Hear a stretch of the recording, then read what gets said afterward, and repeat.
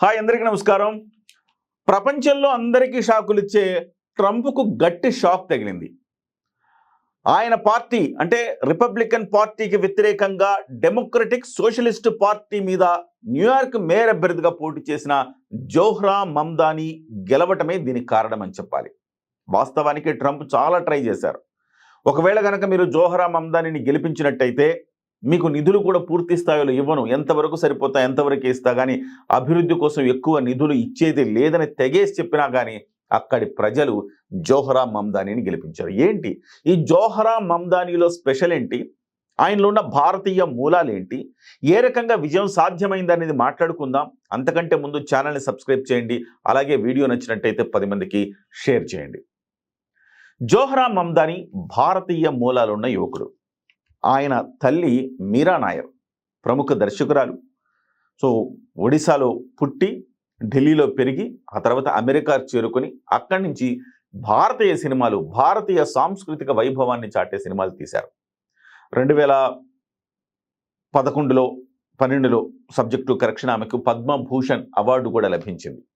ముఖ్యంగా monsoon wedding లాంటి చిత్రాలు చాలామంది గుర్తుండే ఉంటాయి. 35 టు 45, 50 మధ్య ఉండే వాళ్ళకి చాలా బాగా గుర్తుంటుంది. మాన్సూన్ వెడ్డింగ్ లాంటి చిత్రాలతోటి ఒక సంచలనమే సృష్టించారని చెప్పాలి. ఆమె అమెరికా వెళ్ళిన తర్వాత ఆమె ఒక వ్యక్తిని పెళ్లి చేసుకుంది. ఆ వ్యక్తితో ఆమెకు ఒక 10 ఏళ్ల వివాహ బంధం తర్వాత ఆమె బ్రేకప్ చెప్పుకొని ఆ తర్వాత ఉగాండాలో ఆమె సినిమా తీయడానికి వెళ్ళినప్పుడు ఉగాండాలో ప్రొఫెసర్గా పనిచేస్తున్న మహమ్మద్ మమ్దానిని పెళ్లి చేసుకుంది.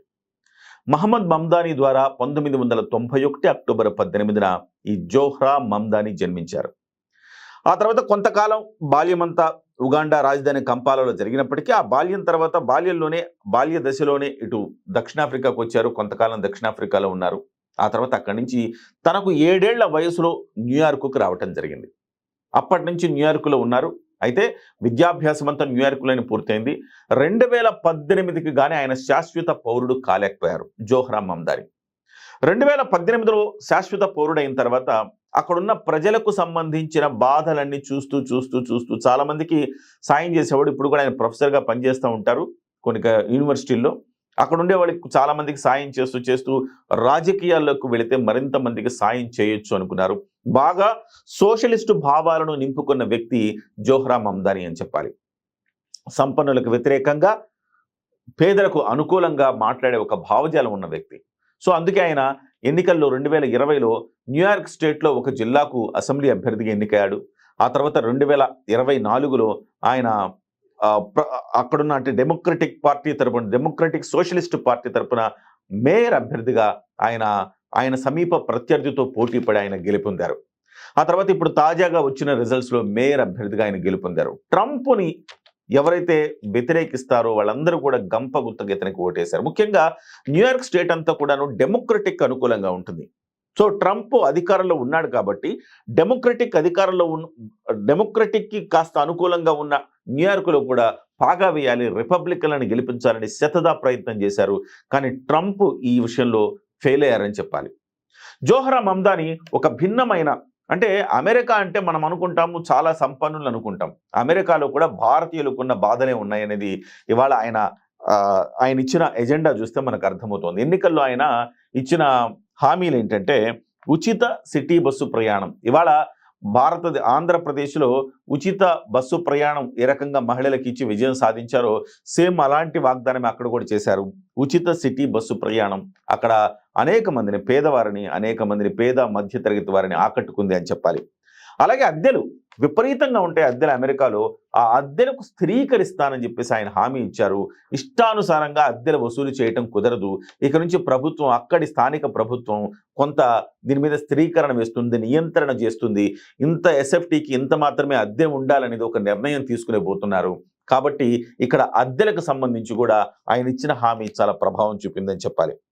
ఆ తర్వాత యూనివర్సల్ చైల్డ్ స్కీమ్ అనేది ఒకటి తీసుకొస్తానని చెప్పారు. పిల్లల భద్రతకు వాళ్ళ ఎడ్యుకేషన్కి సంబంధించి కూడా ఆయన ఒక మంచి పథకాన్ని ఆయన తీసుకొచ్చారు. ఇకపోతే 2030 నాటికి కనీస వేతనాలు ఉండేలాగా స్థానికులకు అవకాశం కల్పిస్తానన్నారు. అది కూడా ప్రధానంగా ప్రభావం చూపిందని చెప్పాలి. ముఖ్యంగా కార్పొరేట్లపై పన్నులు పెంచి సామాన్యులపై పన్నులు తగ్గించారు. వాస్తవానికి ఇలాంటివన్నీ కూడాను మన భారతదేశంలో కూడా జరగాల్సిన అవసరం ఉంది. ఎందుకంటే మీరు చూడండి, ఒక చిన్న ఉదాహరణ చెప్తాను. బెంజ్ కార్‌లో వెళ్ళేవాడు, ఆడి కార్‌లో వెళ్ళేవాడికి, అలాగే మారుతి కారులో వెళ్ళేవాడికి ఒకటే ఇక్కడ టోల్ గేట్ విధానం ఉంటుంది. ఎక్కడైనా ఒకటే టోల్ గేట్ విధానం ఉంటుంది. అలాగే చాలా చోట్ల మనం చూస్తే గనక సంపన్నులకేమో బ్యాంకు రుణాలు ఎగ్గొట్టి వెళ్ళిపోతా ఉంటారు. కానీ పేదవాళ్ళు ₹1,00,000 రుణం తీసుకుంటే కూడా వాళ్ళ ఇల్లు ఎళ్లి జప్తు చేసే పరిస్థితి వస్తా ఉంటది. సో ఇలాంటి వాటికి చెక్ పెడుతూ అక్కడ ఆయన ఒక నిర్ణయం తీసుకున్నారు. ఇక నుంచి సంపన్నుల మీద పన్నుల భారం ఎక్కువ మోపుతాము.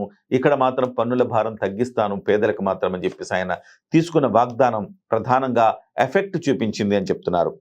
ఏదేమైనా కానీ ట్యాక్స్ బెనిఫిట్స్ ఇవ్వటం అన్ని కారణాలతోటి ఆయన అక్కడ విజయం సాధించారు. అయితే ఆయనకు రాజకీయ దృక్పథం మీద ఒక భిన్నమైన అభిప్రాయాలు భారతదేశంలో ఉన్నాయి. భారతదేశంలో విచిత్రంగా అటు కాంగ్రెస్ పార్టీ, ఇటు బీజేపీ రెండూ కూడా జోహ్రా మమ్దాని భావజాలాన్ని వ్యతిరేకిస్తా ఉన్నాయి. కోర్స్ ఆయన భావజాలం సోషలిస్ట్ భావజాలం వరకు బాగానే ఉంటుంది, కానీ భారతీయ వ్యతిరేకత ఆయనలో ఉంది అని చెప్పి మాట్లాడుకుంటూ ఉంటాయి. భారతీయ వ్యతిరేకత అంటే మొన్న కంగనా రనౌత్ మాట్లాడింది, ఆయన భారతీయ మూలాలు ఉన్నప్పటికీ భారతీయుడి కంటే పాకిస్తానీయుడిగా ఎక్కువ వ్యవహరిస్తూ ఉంటారు అని చెప్పేసి ఆమె చేసిన వ్యాఖ్యలు సంచలనం సృష్టించాయని చెప్పాలి. అలాగే కపిల్ సిబాల్ కూడా ఇలాంటి తరహా వ్యాఖ్యలే కపిల్ సిబాల్ కూడా చేయటం ఇక్కడ విశేషంగా మనం చెప్పుకోవాలి.